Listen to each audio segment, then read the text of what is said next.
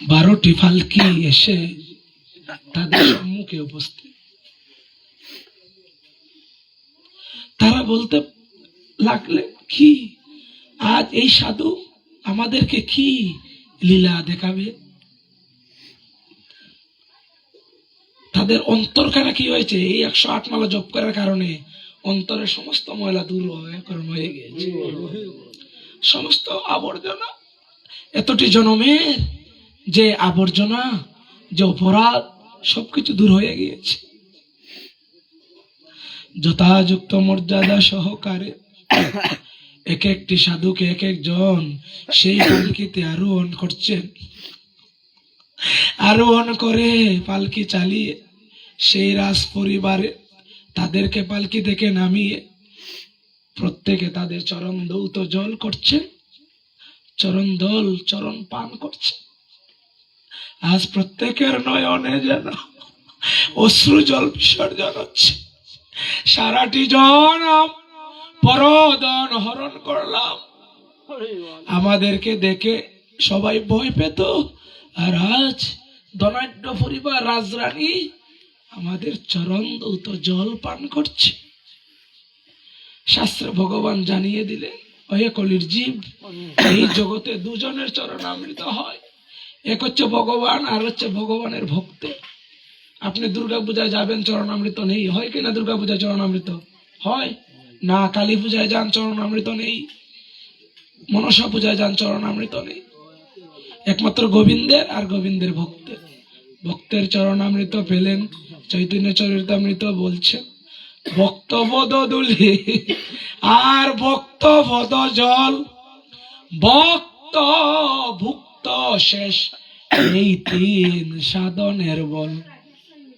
সাধন ভজনের 3টা জিনিস, ভক্তের পদধূলি আর ভক্তের পদ দৌত জল আর ভক্ত অধরামৃত আহার করার পর যে উচ্ছিষ্ট, এই 3টি আস্বাদন করলে ভক্তি বেড়ে যায়। তাই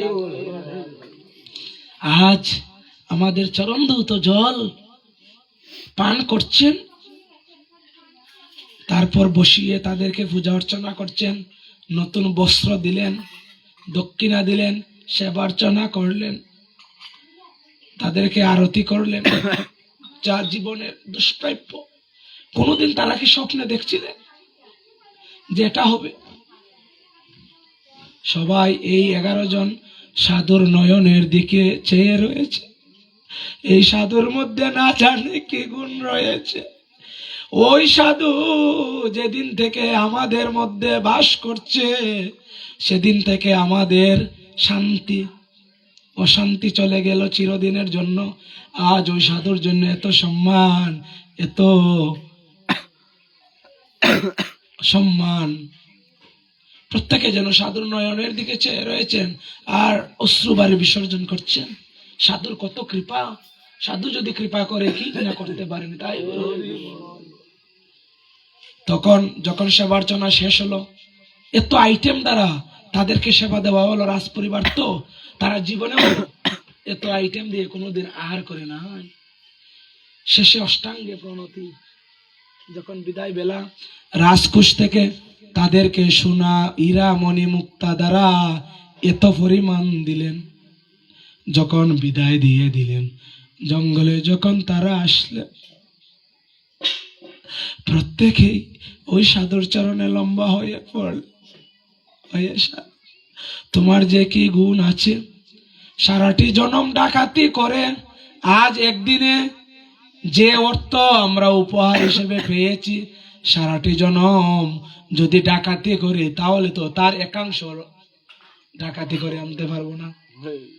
আজ এই ধনাঢ্য রাজ পরিবারে আমাদেরকে যা উপহার দেওয়া হয়েছে, সারাটি জনম যদি ডাকাতি করি এর একটি অংশ, 1000 ভাগের 1 অংশ আনতে পারবো না। সর্দার বলছেন, হয় তোমরা চলে যাও, আমি তো ডাকাতদের সর্দার, তোমরা ঘরে ফিরে যাও, আমি আর ঘরে ফিরে যাব না। যে সাধুর জন্য আজ আমার এই হলো, ওই সাধুর চরণ তারা আমি আর কোথাও যাব।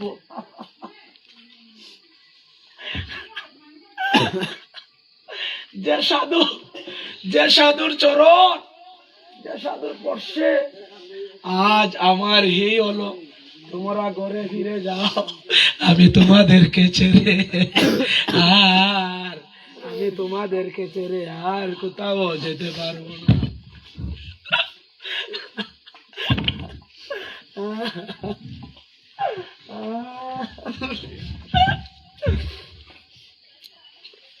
তখন সময় বাকি 11 জন বললে, সর্দার সারাটি জনম তোমার কথা তো শুনেছি, তুমি যদি সাধুকে ছেড়ে না যাও আমরা কি যাব? আমরা জন্মান্তরের মতো ওই চরণে বিকিয়ে গেলাম, তাই আমাদের গৃহের আর প্রয়োজন নেই। এই সাধুর না জানে অলৌকিক শক্তি, সাধুকে বলছেন তুমি আমাদেরকে এই কৃপা করো, আমরা যা অর্থ পেয়েছি আর তো অর্থের উপার্জনের প্রয়োজন নেই, তোমার সেবা করে যেন সারাটি জনম আমাদের এইভাবে চলে। এই হচ্ছে একজন উত্তম অধিকারী সাধুর লক্ষণ।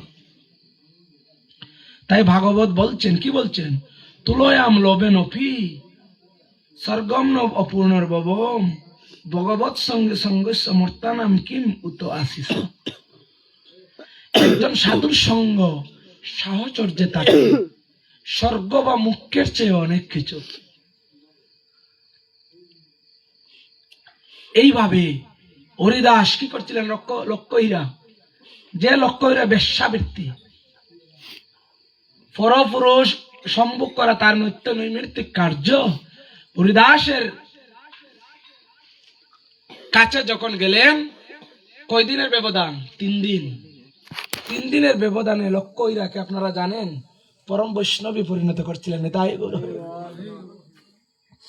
আরেকজন ভক্ত ছিলেন নর্তকী, নর্তন করতেন। এই বলে আজকে প্রসঙ্গ বিশ্রাম টানবো, 10-15 মিনিট লাগবে। সেই কৃষ্ণ দাস একজন ভক্ত, কৃষ্ণ দাস নামে একজন ভক্ত। তো নর্তকী যে নর্তন করে, এখানে আমরা যারা গিয়ে নর্তক উলঙ্গ হয়ে যে নর্তন করে আমরা সবে যাই, গিয়ে আমরা তো নর্তন দেখে তাকে টাকা পয়সা অনেক উপহার দিই, দেই কিনা? কৃষ্ণদাস যখন এই কথা শুনলেন যে এখানে নর্তনশালা, আর এই গ্রামের যারা আছে সবাই যায় গিয়ে এই উলঙ্গ নারীর নর্তন দর্শন করে আর অনেক টাকা পয়সা যার যে সাধ্য মতো দেয়। এই কৃষ্ণদাস বলছেন, আমি যদি এখানে থাকি আর এরা যদি তাদের এই পরিণতি হয়, তাহলে আমি ভগবানের ভক্ত থেকেই বা লাভ কি? আমি থাকতে যদি আমার এখানে এরকম হয়, তাহলে আমার কি থাকার প্রয়োজন আছে? শাস্ত্র কি বলছে? কলং পবিত্রং জননী কি তাতা বসুন্ধরা চদিন্য নিতান্তি স্বর্গে পিতান্তি পিতারং যশাঙ্কলে বৈষ্ণব নামোদ্দায়। কুলেতে যদি একজন বৈষ্ণব হয়, সে 21 কুল উদ্ধার করে। হয় কুল? 21 কুল উদ্ধার করে। তাহলে আমি থাকাকালীন অবস্থায় জীব যদি এভাবে নরকের দাবিত হয়, তাহলে আমি কেন থাকবো? কৃষ্ণ দাস বলছে, আমি যদি এই নর্তকীকে উদ্ধার না করতে পারি, তাহলে তো আমাকে লোকে সাধু বলে জানবে না। গৌর সাধু তো পরশ পাথর, লোহাকে বানায় কাঁচা সোনা। কেমন? তখন কৃষ্ণ দাস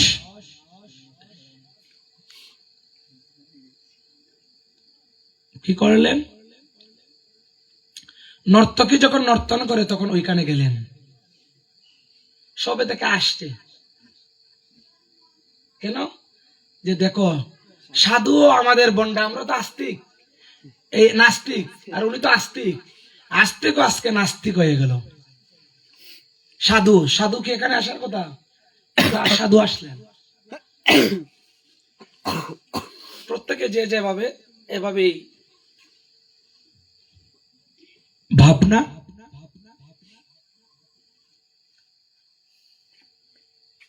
কৃষ্ণদাস নীরবে সহ্য করছেন, কিছু বলেন নাই। যখন নর্তকের নর্তন শেষ, প্রত্যেকে টাকা পয়সা উপহার দিয়ে চলে গেলেন। কে রইলেন? কৃষ্ণদাস। নর্তকে বলছে, সাধু তুমি যে যাচ্ছ না?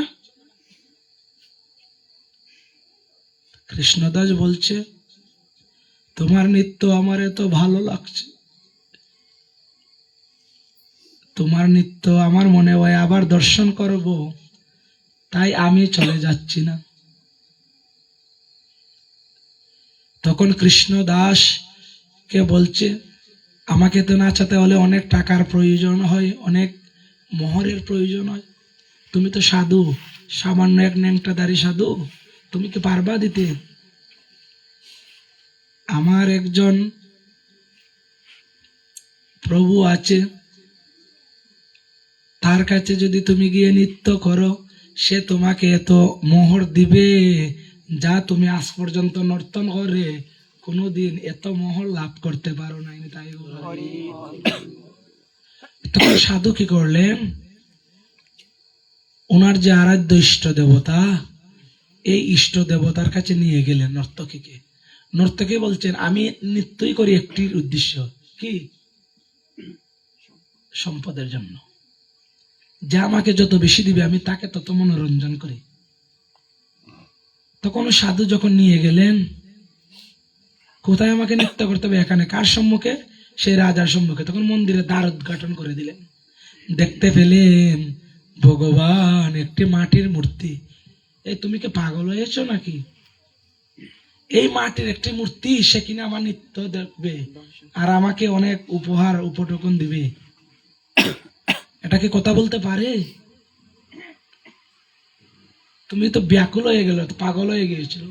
তাই শাস্ত্রে বলছে, ভক্ত হতে গেলে পাগলের একটি উপাধি পেতে হবে। যারা ভক্ত তারা যখন পাগলের একটি উপাধি পাবেন, তখন ভাববেন যে আপনার ভক্তি কাজে লাগতেছে। কারণ মহাপ্রভুকে লোকে পাগল বলতো, বলতো কিনা? মহাপ্রভুকে লোকে পাগল বলতো। পাগলেরও প্রায় ইতি উতি দায়, ওরে খাদিয়া খাদিয়া আসে রে গৌরায়, খাদিয়া খাদিয়া আসে।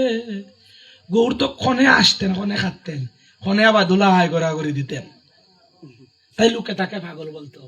ক্ষণে আসে, ক্ষণে খাদে, ক্ষণে ধুলায় গড়াগড়ি দে, তাই লোকে তাকে কি বলতো? পাগল বলতো। পাগলেরও প্রায় ইতি উতি দেয়, খাদিয়া খাদিয়া আসে। আপনে খাদাইয়া জগতে খাদাইও, লোকে তাকে পাগল বলে। কে বলে গৌরাঙ্গ ভালো রে সখী, কে বলে গৌরাঙ্গ ভালো? ও তার বাহিরে দেখেছ সরল সুন্দর, ভিতরে কে বলো কালো। তার ভিতরে খুঁজিলে দেখিতে পাইবে, সে যে ব্রজেরও বিষম চুর রে সখী, ব্রজের বিষম চুর। তাহলে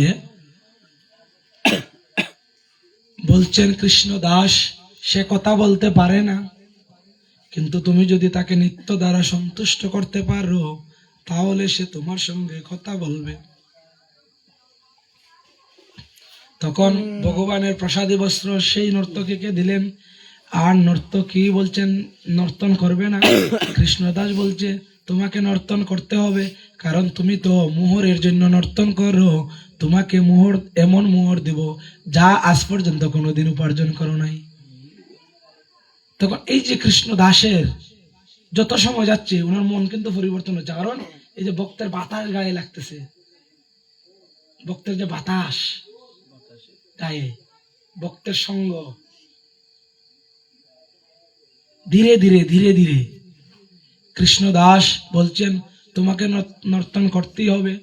যখন নর্তন করছেন, শাস্ত্রে বলছে, যখন নৃত্য করে ভগবানের গুণগান কীর্তন করা হয়, যখন গাম নির্গত হবে, তখন দেহের সমস্ত অপরাধ ওই গামের মধ্যে দিয়ে নির্গত হয়ে যাবে। তাই নর্তকী যখন নর্তন করছেন আর ভগবানের গুণগান গাইতেছেন, তখন তখন ভগবান কি আর স্থির থাকতে পারেন? ভগবান কথা বলছেন, ভাবগ্রাহী জনার্দন ভগবান সেই ভক্তের নিত্য দর্শন করছেন। আর কৃষ্ণদাস বলছে, প্রভু তোমার চরণে একটি পুষ্প নিবেদন করলাম, যদি আমার কোনো জনমের কোনো স্বীকৃতি থাকে, তাহলে এই নর্তকীকে হরিদাসের পর্ষে যেভাবে লক্ষ্য এরা বৈষ্ণব হয়েছিল, তুমিও তোমার কৃপা কটাক্ষ দ্বারা এই নর্তকীকে তোমার চরণে স্থান দাও নিতাই গৌর। এই নর্তকে নর্তন করতে করতে ভগবানের সান্নিধ্যে পরে গেল। কিছুক্ষণ পরে যখন চেতন হলো তখন যেন বুঝতে পারলো তার একটি দিব্য দেহ লাভ হলো নিতাই গৌর হরি হরি বল। এখন সে যে কথাবার্তা বলছে যেন দিব্য কথাবার্তা, আগের যেন আর নর্তকী নয়। গোবিন্দ চরণে নৃত্য করার ফলে সে কোনো নর্তকী নয়, যেন একটি দিব্য দেহ, তার জন্য আবার পুনর্জন্ম হলো। তাই বলতে মানুষের পুনর্জন্ম হয় 3 বার। কয়বার? আপনি আমার জন্ম 3 বার হবে। একটি হচ্ছে পিতামাতার মিলনে যে জন্ম, তাকে বলে শুক্র জন্ম। গুরুদেবের কাছ থেকে যখন দীক্ষা নিলেন তখন আর একবার জন্ম, সেটাকে কি বলে? সাবিত্রী জন্ম। আর যখন সংসার ত্যাগ করে আপনি বনে জঙ্গলে চলে যান গোবিন্দের আরাধনার জন্য, যায় কি না? অনেকে সংসার ত্যাগ করে চলে যায় না? অনেকে দেখবেন রাধাকুণ্ডে চলে যায়। আমাদের গ্রামের একজন মাতাজি, মানে উনি বিবাহ করেন নাই, মাতাজি সংসার ত্যাগ করে রাধাকুণ্ডে চলে গেলেন। এখন অবশ্য নেই, উনি রাধাকুণ্ডে 5 থেকে 7 বছর থাকার পরে দেহ রাখছেন, রাধাকুণ্ডে দেহ রাখছেন। লাশ আর এখানে আনা হয় নাই, রাধাকুণ্ডে সমাধি বৈষ্ণব মহান্ত যারা আছেন তাদেরকে দিয়েছে। তাই অনেকে আবার সংসার ছেড়ে চলে যায় ভোজনের উদ্দেশ্যে। তো তাহলে মানুষের জন্মটা 3 বার, শুক্র জন্ম, সাবিত্রী জন্ম আর যাজ্ঞিক জন্ম। তাহলে পিতামাতার মিলন, এটা বলে শুক্র জন্ম। আর গুরুর কাছ থেকে দীক্ষা নিলে সেটাকে বলে সাবিত্রী জন্ম। আর যখন সংসার ছেড়ে দিই পরম তত্ত্ব প্রাপ্তির জন্য, সেটাকে বলে যাজ্ঞিক জন্ম। কেমন? তখনই এটা সিদ্ধি হয়ে যায়, পরম সিদ্ধি হয়ে যায়। তাই বলছে শুদ্ধ ভক্ত চরণ রেণু ভজন অনুকূল, ভক্ত সেবা পরম সিদ্ধি প্রেম লতিকার মূল। শুদ্ধ ভক্ত যখন চরণ সেবা করবেন তখন এত কৃপা হয় যা অন্য কোনো ভাবে লাভ করা যায় না। তাই গৌর হরি। তাহলে বিশ্রামটা নেব নাকি? তাহলে এই হচ্ছে ভক্তের মহিমা। কেমন? ভগবান ভক্তকে রক্ষা করার জন্য, ভক্তের মান দেওয়ার জন্য ভক্তকে অনেক উচ্চ স্তরে স্থান দেন। তাই গীতায় ভগবান বলছেন জং জং ভাবি শরণং ভাবিতে চেতন্তে কলেবরম তং তমে বৈদিকুন্তে সদা তদ্ভাব ভাবিত। মৃত্যুর সময় যে যে ভাব প্রাপ্ত হয়ে আমার দেহ রাখে, পরবর্তী জন্মে সে ভাবি ওই আমাকে লাভ করে নি। তাই গৌর হরি।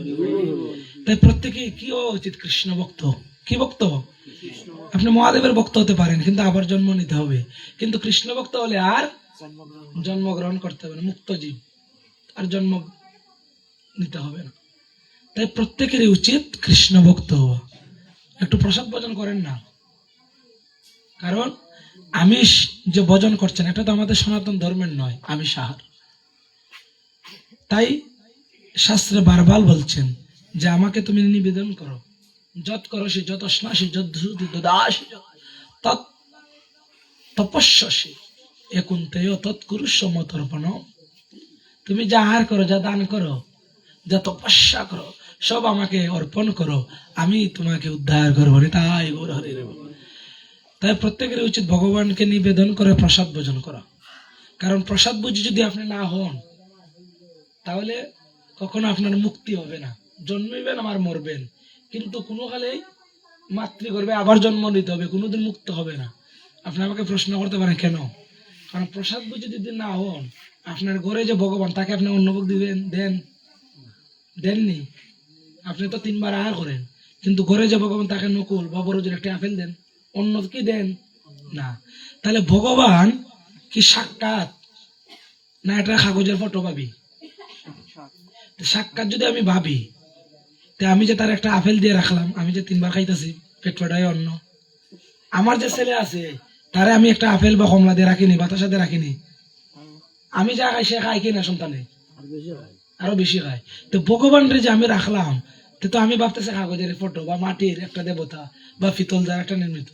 যদি আমি ভাবি এটার মধ্যে প্রাণ আছে, তাহলে আমি আমার ভিতরে কেমনে যায়? এই যে মা সন্তান না আহার হলে মা কি খায়? খান কিনে মা? আপনার সন্তান বা স্বামী বাইরে না আসা পর্যন্ত আপনারা আহার করেন কিনা? স্বামী দেবতারে আহার দিয়ে সন্তানরে আহার দিলে মা আহার করে। তাহলে ভগবান রে যে আহার না দিয়ে আমি যে আহার করলাম, এই যে শীতের দিন তার সমান নাই, কুশির মধ্যে সে যেভাবে বসে আছে সেভাবে বসেই আছে, আমি কি বসে ঘুমাই রাত্রে না শুয়ে যায় শুয়ে? তো ভগবান বৈশা কিভাবে ঘুমাইবো?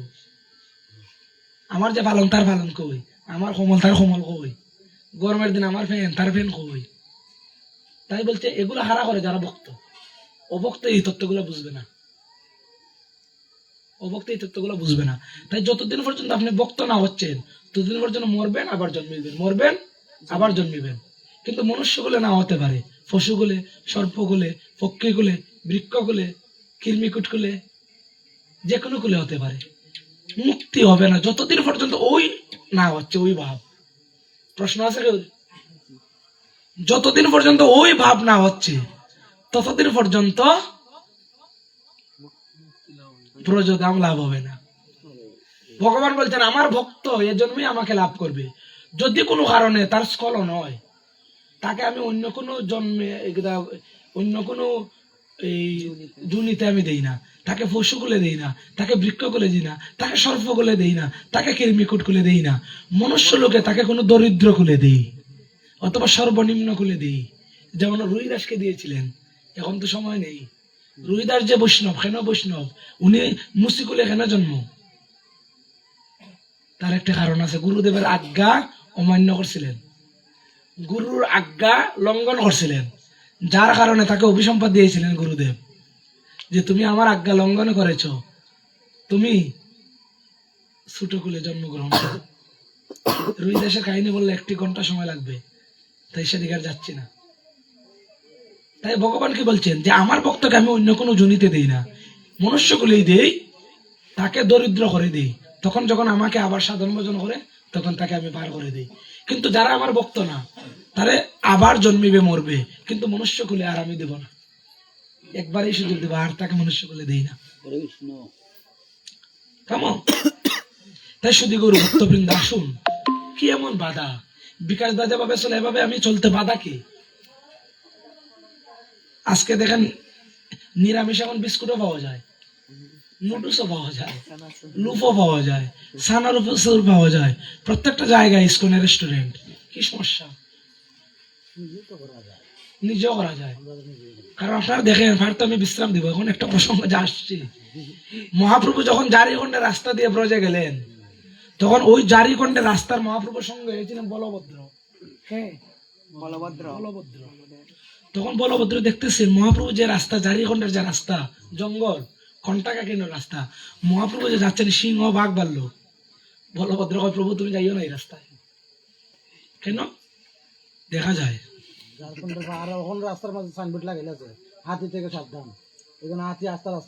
বাঘ, সিংহ, পশু, প্রভু যাইও না। মহাপ্রভু বলছেন বলভদ্র তুমি জানো না প্রভু যারে উদ্ধারিতে আছে তার মনে প্রভুর অন্তরের কথা কেউ নাই জানে। তুমি জানো না বলভদ্র আমি কেন আসছি? তারা পশুকুলে জন্ম, আমার চরণ প্রাপ্তির জন্য যুগ যুগান্তর ধরে তপস্যা করছে।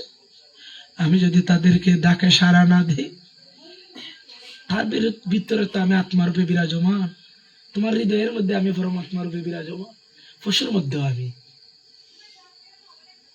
পশুর মধ্যে একটা ছাগল যে ছোট থেকে বড় হয়, একটা ফাটা ছোট থেকে বড়, তার ভিতরে আমি আসি না নাই? তাকে যদি, তাহলে তোমার যে সৃষ্টি করছে আর ফাটারে যে সৃষ্টি করছে, একজন সৃষ্টি করতো না দুইজন? একজন যদি, তাহলে সে তোমার ভাই কিনা? তত্ত্ব দেবে ভাই কিনা? তাহলে এক ভাই এক ভাইরে, এক ভাই আর এক ভাইরে গলা চেতন করলেন আহার করার জন্য।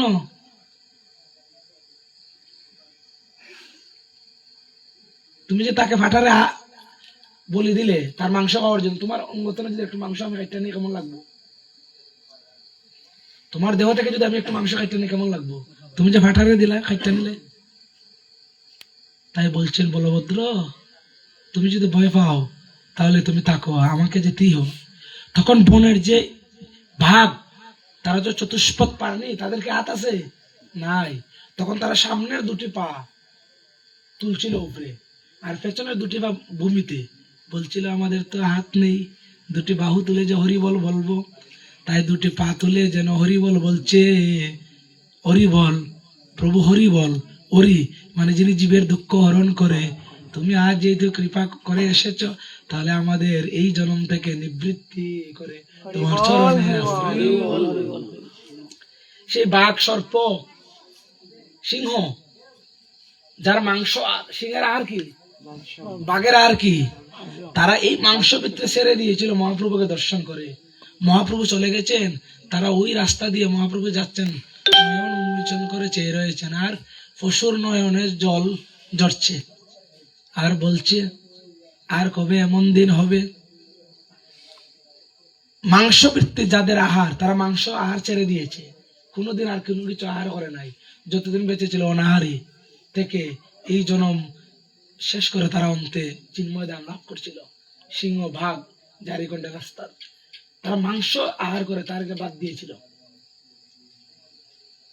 তাই ভগবান কৃপা করে জানিয়ে দিলেন নরোত্তম দাস ঠাকুরকে দিয়ে, মনুষ্য জনম পাইয়া এবার রাধা কৃষ্ণ না বুঝিয়া, আমি জানিয়া শুনিয়া বিষ খাইল। জানেন তো দাদা, মনুষ্য জন্ম পেলাম, রাধা কৃষ্ণ ভজন করলাম না, জেনে শুনে অমৃত ছেড়ে বিষ পান করলাম। আমরা অমৃতের সন্তান, অমৃতস্য পুত্র। আমাদের কিসের অভাব? আমার বাপ তো রাজা, আমার বাপটার নাম কি? কৃষ্ণ। আমার বাপ তো রাজা, নদিয়ার রাজা, গৌরাঙ্গ সুন্দর, গৃহস্থ আশ্রম লীলা, তেজি অন্তপুরে বাস, প্রেম সুখ বিলাস, সঙ্গে বিষ্ণু প্রিয়া কাঞ্চন মালা। নদিয়ার রাজা গৌরাঙ্গ সুন্দর, গৃহস্থ আশ্রম লীলা। গৃহস্থ আশ্রম থেকে ভজন করা যায়, কে বলছে? গৌরাঙ্গ সুন্দর। তাহলে আমি তো অমৃতের পুত্র, অমৃতের সন্তান। আমার বাবা রাজা, আমার কেন অত অভাব? অভাব কেন জানো? আমি বাপ থেকে তেজ্য পুত্র। কেন তেজ্য পুত্র করছেন? বাপের কথা শুনি না। বাপ বলছেন তোমার মতো ছেলে আমার দরকার নাই, করি কেন তেজ্য পুত্র? যদি কথা না অবাধ্য হয়। তাই আমার অভাব কেন জানো? আমি ভগবান থেকে বিচ্যুত হয়েছি, তার সাথে আমার যে সম্পর্কটা হারিয়ে গিয়েছে। তাই এই সম্পর্কটা পুনঃসংস্থাপন কে করবে? আজকের এই ভাগবত কথা। ভগবান থেকে আমি বিচ্যুত হয়ে আছি, তার সঙ্গ থেকে আমি দূরে হয়েছি। তাই আজকের ভগবত কথা তার সঙ্গে আমাকে আবার পুনঃসংস্থাপন করে দিবে, যদি আমরা এই কথাগুলো মানি। তাহলে আপনাদের আমি অনুরোধ করব, ধীরে ধীরে প্রসাদ ভোজন করার চেষ্টা করেন। তবে এটা একদিনে হয় না, দিনের প্রথমে ভগবানের চরণ হাতের মধ্যে একটু জল লন, লইয়া ভগবানের চরণটা একটু স্পর্শ করেন, করে দিনের প্রথমে এই জলটা আগে আহার করেন। অকাল মৃত্যু হরণম সর্বব্যাধি বিনাশন বিষ্ণু পাদোদকম পিত্তা শিরস দ্বারায় আমি হম।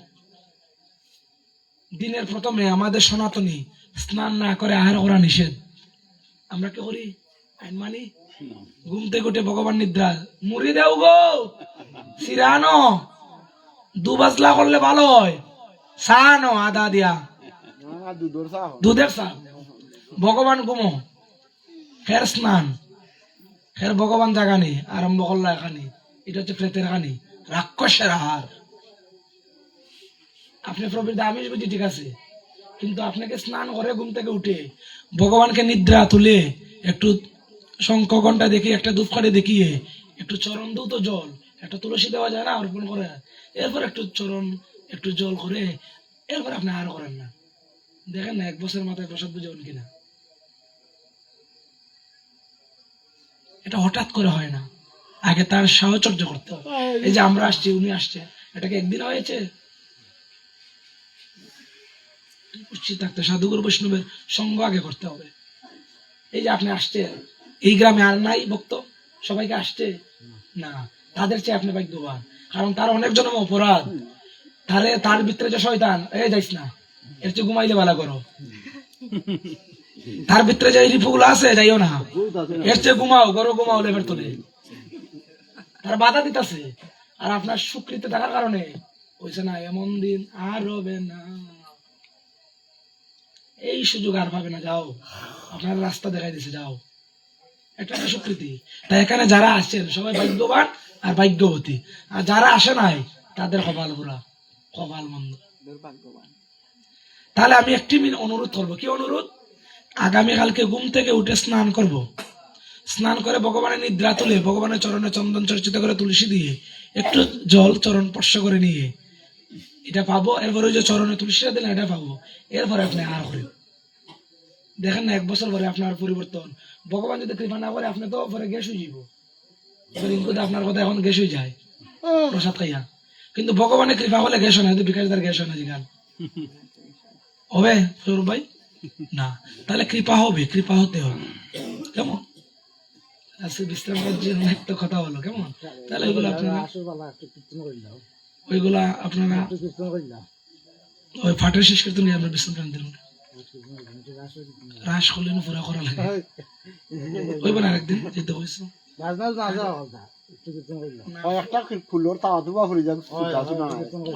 আস্বাদন করবো না ভাগবত পাঠে শেষ করতাম। তাহলে আমরা সবাই গৌর হরির চরণে আত্মনিবেদন করে আবারও প্রার্থনা জানাই যে আজকে আয়োজনকারী ভক্তবৃন্দ, ওনার সর্বাঙ্গীন মঙ্গল কামনা করি, ওনার গৃহের মঙ্গল কামনা করি, ওনার যে সন্তানগণ আছে তাদের জন্য কৃষ্ণ ভক্তি, ওনার সহধর্মিনী যাতে কৃষ্ণ ভক্তি হয়, ওনার এলাকাবাসীর আত্মীয় স্বজন সবার যেন কৃষ্ণ ভক্তি হয়। যারা সেই প্রার্থনা জানাই, আজকে যারা ভগবানের কথা শুনলেন এতক্ষণ কায়মন চিত্তে, প্রত্যেকে যেন নিদানকালে কৃষ্ণ প্রসাদে কৃষ্ণ নামে তাদের প্রাণ যায়, এই প্রার্থনা রেখে এখানে ভগবানের কথা বিশ্রাম টানছি। সবে বলুন গঙ্গা গীতা সাবিত্রী সীতা সত্যা প্রতিব্রতা ব্রহ্মবলী ব্রহ্মবিদ্যা ত্রিসন্ধ ভক্তিগাহিনী অর্ধমত চিদানন্দা ভবগ্নি ভ্রান্তি নাশিনী বেদত্রয়ী পরানন্দ তত্ত্বার্থ জ্ঞান মঞ্জুরি ইত্যাদি জপে নিত্যং নর নির্চল মানুষ জ্ঞান সিদ্ধিং লভে নিতং ততন্তে পরমং পদম। হরে কৃষ্ণ কৃষ্ণ কৃষ্ণ হরে হরে, হরে রাম রাম রাম হরে হরে, হরে কৃষ্ণ কৃষ্ণ কৃষ্ণ হরে হরে, হরে রাম রাম রাম হরে হরে, হরে কৃষ্ণ কৃষ্ণ কৃষ্ণ হরে হরে, হরে রাম রাম রাম হরে হরে।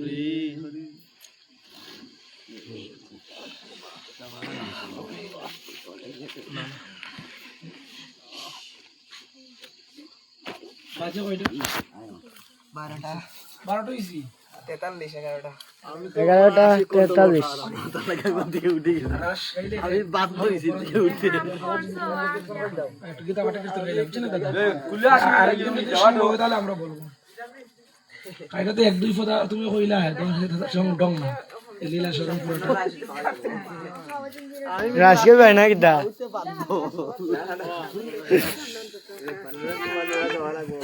জয় জয় রাধে কৃষ্ণ গোবিন্দ জয় জয় রাধে কৃষ্ণ গোবিন্দ রাধে গোবিন্দ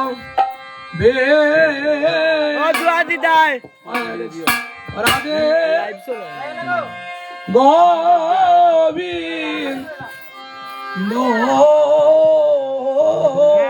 রাধে